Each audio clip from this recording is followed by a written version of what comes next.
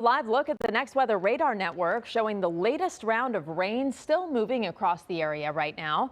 Meteorologist Evelyn Taft is tracking it for us tonight. But first, we've just learned new details on a Christmas Day tornado that touched down in Boyle Heights. CBS LA's Hunter Sowards is there along with officials from the National Weather Service. Hunter. Yeah, Rudabeh, they had a whole team out, including the mayor, surveying the damage that was left behind. I want to briefly just show you an example of that. This sign above me was one of those things that was blown out by that EF0 tornado. So the weakest on the scale that goes from 0 to 5, about 80-mile-per-hour winds were determined to be in this specific instance. But let's show you that video because it is quite remarkable. This is historic, obviously not something you see here in Southern California. But take a look really briefly at this Arco video. You can actually see the rotation and the spin up from that brief tornado that damaged so many of these businesses in the area. It was only about a quarter of a mile track, so not big, but it certainly packed a punch. One of the Mexican restaurants across the street from that gas station really suffered some of the most significant damage. Their windows just totally blown out.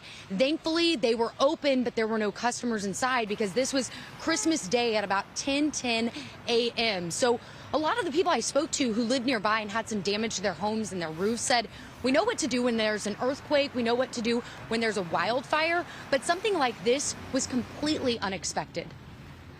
And it was crazy because in Los Angeles, we don't get tornadoes, right? So my family and I, we didn't know what to do. You know, like we were like, should we go to the ground? Like we didn't know anything about safety rules. So, but that we are going to do whatever we need to do to marshal those resources, because it's fine to say that, but that doesn't mean that people actually know how to access their government.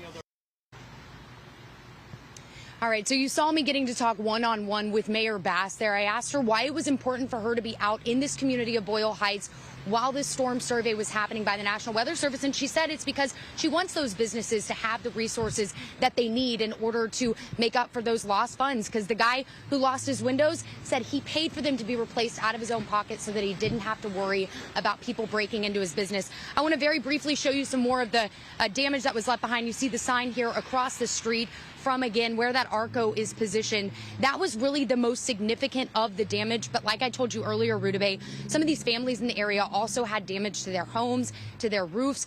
Mayor Bass was going door to door, speaking to those residents, asking what they needed, and they're going to determine who exactly those funds will come from. But she wants the community to know that she is supporting them during this time, but certainly a rare situation for Southern California.